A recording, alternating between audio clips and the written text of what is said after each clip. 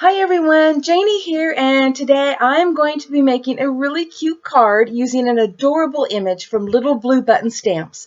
And they happen to be the sponsor this month for Crafter's Castle Challenge. So below in the description box is a link to the challenge because you're not going to want to miss out on that. But for this card, I'm going to be using their digital image called Miss Lily and Toby. And it is so cute. And the card I'm making is not your everyday card. So let's head on over to the craft table and get started. Today I used my Ohuhu colored pencils, and I know that is a strange name, but I love these colored pencils. And I used those to color this absolutely adorable image from Little Blue Button Stamps. This is Miss Lily and Toby, and I fell in love with this image the first time I saw it. It is just adorable. And I made Toby a rainbow chameleon because I thought that that was exactly what little Miss Lily would love. So I also printed it out a second time, and on this one I colored all of the flowers that are forward. So that means that there's other flowers behind them. And what I'm going to do is I'm going to cut these out and use them to pop on to this image. So I'm going to go do some cutting, and I'll be right back. While I was off camera, I actually did a lot of cutting. So I cut out all the flowers, and as you can see, I fussy cut around the image, and I cut this out. So normally most people would say, oh, it's a mask for whatever you're going to be doing. But it's not. This is actually going to be behind this, and you're not going to really see it. But you will see later why I did this. And I also cut out some grass. So I die cut that out. And that's going to be laying on here similar to that. So now that I've got all of these pieces cut out, and by the way, I inked around the edges, and it's hard to get around edges of something this small like this little flower with a, with a little foam applicator. But if you use something like a marker like this, then it's really easy to just go around the edges, because you really don't want white edges to be showing around the edge of the flower. You want it to really blend in. So that's all that I've done while I've been off camera, and I'll be back in a minute. I was going to pop dot the flowers on later because I thought it might be easier, but then I got worried about losing them because they were such little pieces. So I've already put on 3 of them, and I've got 2 more to put on, and I'm going to go ahead and do that right here with you.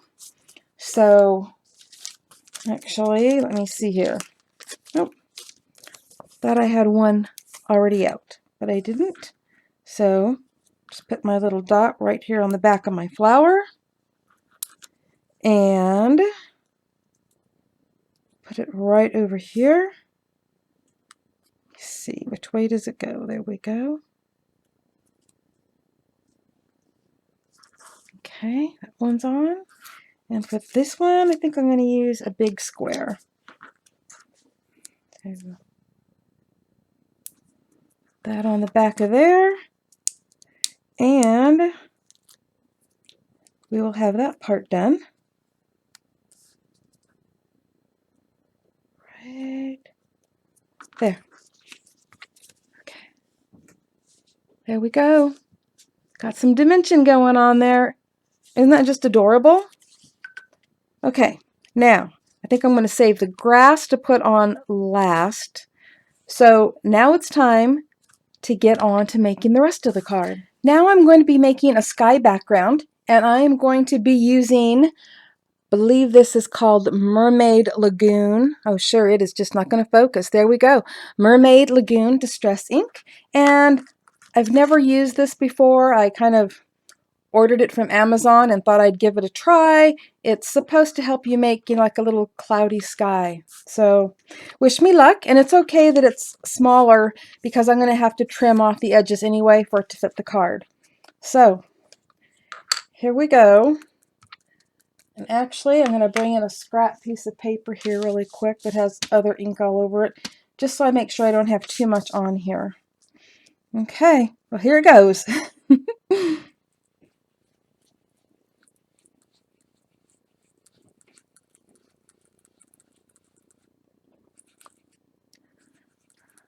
Well, I think so far we're off to a good start. All right, let me move it down and I'll move it over a little bit. Or maybe I should just turn it. I don't know. What do you think? Why are you not here to help me do this? Why are you just watching my video when I definitely need your help? Well, let's just keep trying it anyway. I'll just do it without your help. Just be that way. Let's see what happens here. Obviously, I'm not very good at this. Let me hold it up so you can see. But it just might turn out good after all. We'll see. So, I really don't like that big lump right there, though. I wonder what I could do about that. Maybe that'll work. Okay.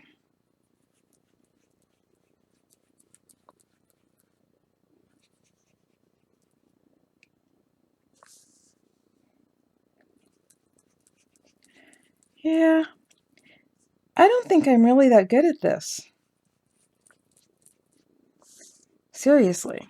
But, to be honest with you, I'm actually kind of liking the background. So I'm not going to complain. Even without you here to show me how to use this thing, I think it still may come out all right. I'm just going to keep using this one side.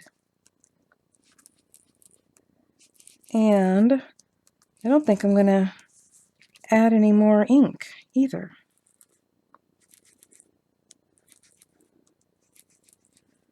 Yeah. I think this is not so bad. I don't know. Maybe I will turn it for a second. No, maybe not. Yeah, I don't know. Let's just try a little bit. Oops. Getting too close to the end here.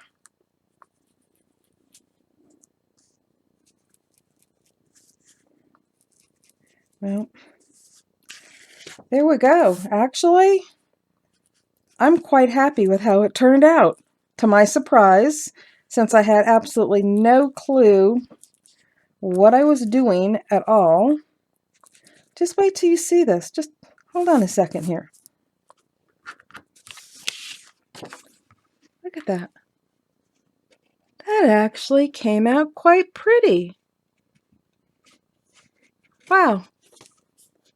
Okay. I love it. Time for me to go trim it down and decide which sides I'm trimming. For the next part of my card, I'm going to be using a piece of this PVC clear binding cover. It is a lot like acetate, and it comes in sheets that are clear. Let me see if I can roll this up so you can see that they're clear sheets. And I learned about this from another crafter here on YouTube. Her channel is Call Me Crafty Al, and she refers to this as clear cardstock. And let me show you. I already have a piece cut down here. I have the tissue with it to protect it. But basically, it's like acetate, and it can be used with shaker cards, but it can also be used like cardstock, which is why I think she calls it clear cardstock. But I love it. So this is what we're going to be using right now. So I've cut the acetate to the size I needed for my card, and then I cut it an extra 1/2 inch. And so I'm going to be scoring this at 4 1/4, which is the size of my card, and that other 1/2 inch is going to be used for attaching it. So just going to score it just like I would cardstock, and I'm going to bend it right there on the score line, just like that. And that is ready for the next step. Okay, I'm going to be attaching this to the inside of the this is the front of the card. So I'm attaching this to the inside of the front of the card. And remember, it matches up perfectly with that. So I'm just going to be using my Beacon 3-in-1 and get some glue on here.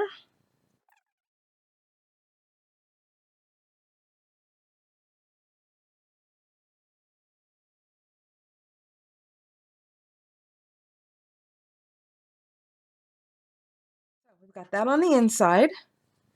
And now we're going to put this one on the outside. And I'm going to do it the same way. I'm just going to take some of my Beacon 3-in-1 and get that all put on here. I know you guys hear me say this all the time, but I love my Beacon 3-in-1. Absolutely. It gives me just enough time to move things around, but it has a really quick tack, so it holds on really good. Okay, turn this around. And again, we're going to line this right up. Get it lined up so that it matches there.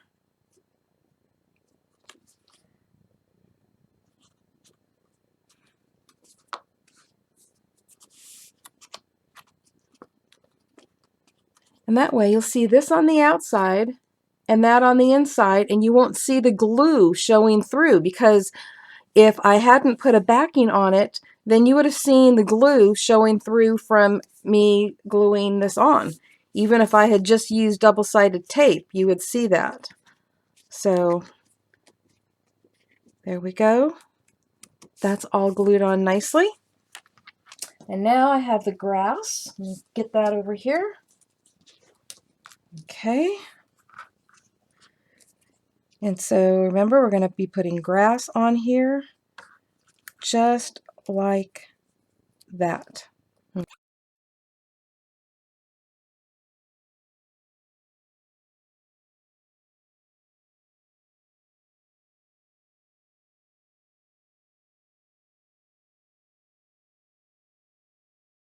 Get that put on there. Just like that.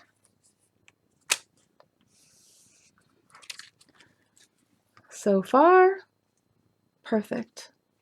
So the next step is we are going to adhere this onto the card.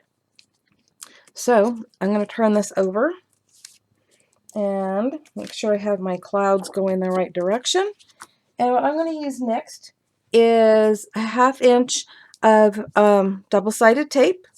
This is Terrific tape, and I absolutely love this stuff because it holds better than anything I have ever used, including, it's going to stick to my fingers here, but get it right up here by the edge. Okay.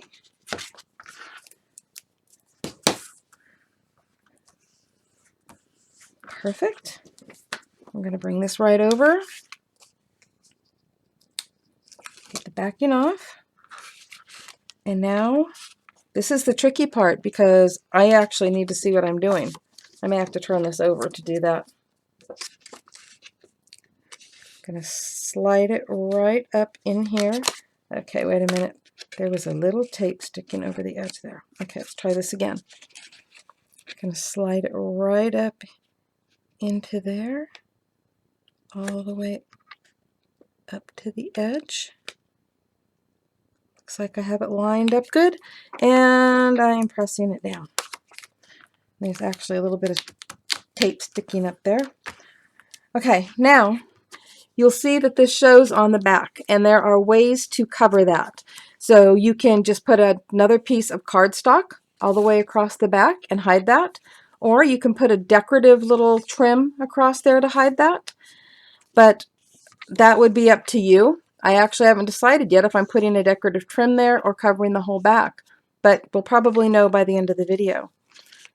But this is what we have so far, and I think I'm going to go make a butterfly and put it right there.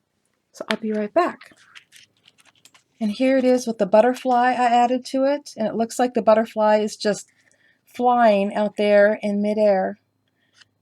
And this is such an awesome effect. I am actually going to try to get a picture of it sitting down. I'm going to try to move my camera to the right angle so that you can see what a great illusion this is. It's just awesome.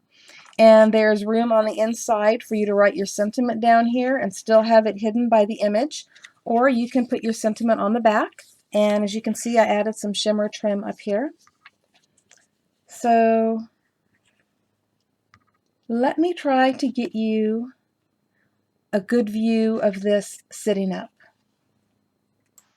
I tried to get a good view of the card in my craft room, but the lighting wasn't really good at that angle, so I took it out to my desk, and here you can see the illusion that the image and the butterfly are separate from the card, and it's really fun. I learned this technique from my daughter, who had made a floating card, I believe it was called, a couple years ago. But I absolutely love the dimension and the illusion that this card gives. Thank you all for watching today, and I hope you like that card and that adorable image. And if you click where it says show more, it'll drop down and you will find links to Crafter's Castle Challenge, to little blue button stamps, and also to that adorable image that I used, as well as links to the rest of the design team, because you're going to want to see what they made too, because they always make something awesome. So check it all out, and happy crafting, everyone. Bye-bye.